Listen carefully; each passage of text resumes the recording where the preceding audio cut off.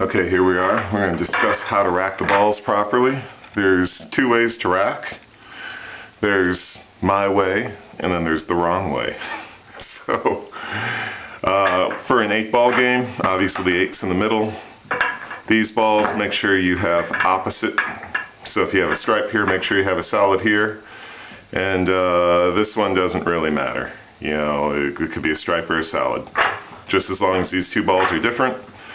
Two balls behind the 8-ball have to be different, and as you go around the perimeter, just make sure there's no 3 of any one kind that are in a row. If you had that 3, that would be bad.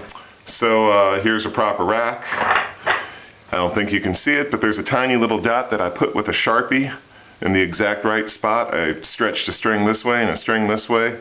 I got a dot on each end of my table.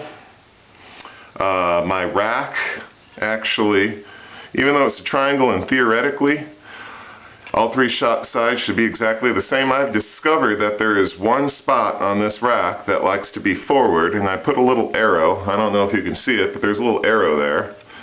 And if I keep the arrow forward, that gives me the tightest rack, so I make sure I use that facing forward all the time. Make sure when you're racking, you stick all 4 of your fingers back here in this area, and you squeeze as hard as you can, and it's a 3-step process. You're going to push forward to spot that lead ball right on top of that dot, and now I'm squeezing as hard as I can. That's step 1. And then you're going to release your fingers really slowly, looking for any movement. If there's no movement, you're going to try step 2. You're going to push the rack forward. And presuming none of the balls move, which it appears none did, or if they did, it's microscopically. So that's step 2.